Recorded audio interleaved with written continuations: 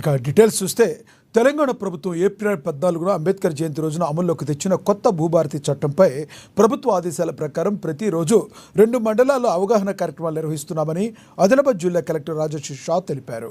ఈ నెల 30 వరకు జిల్లాలోని అన్ని మండలాల్లో అవేర్నెస్ కల్పించేలా కార్యాచరణ రూపొందించి దాని ప్రకారం కార్యక్రమాలు చేపడుతున్నట్లుగా తెలిపారు. అందులో భాగంగా శనివారం ఆదిలాబాద్ మావల మండలంలో సదస్సులు ఏర్పాటు చేశారు.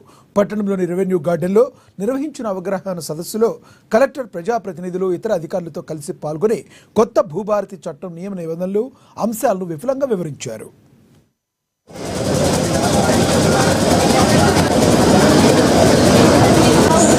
ఇప్పుడు మన ప్రభుత్వము అంటే ప్రభుత్వ భూమిని ఎవరైతే దున్నుకుంటారో దాని మీద కూడా ఒక కమిటీ వేసేసి ఆ కమిటీ ద్వారా వాళ్ళ అసైన్మెంట్ కూడా మనకు దీంట్లో పొందుపరచడం జరిగింది.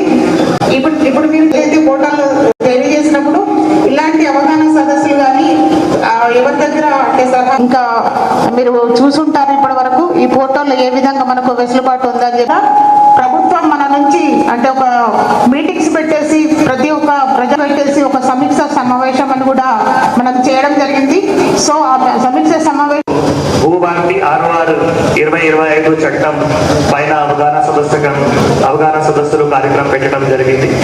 సో మీ అందరికీ తెలుసు 14 ఏప్రిల్ డాక్టర్ బాబాసాహెబ్ అంబేద్కర్ గారు పుట్టినరోజు. ఆనాడు గౌరవనీయులు ముఖ్యమంత్రి గారు శ్రీ రేవంత్ రెడ్డి గారు భూభారతి పోర్టల్ లాంచ్ చేశారు. ఆనాడు భూభారతి చట్టం సంబంధించిన ఏవైతే నియమాలలో కూడా ఉన్నాయో అవి కూడా ఆనాడు ప్రవేశపెట్టడం జరిగింది.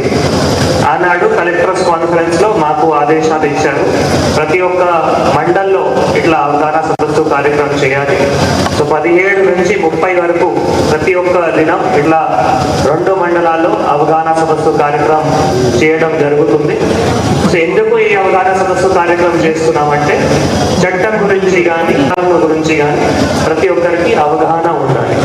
చట్టం మంచి ఉంది, నియమాల్లో మంచి ఉంది, పోర్టల్ మంచి ఉంది అని అమలు చేయాలి అంటే అధికారులకి అవగాహన ఉండాలి, రైతులకి అవగాహన ఉండాలి, అందరికీ అవగాహన ఉండాలి.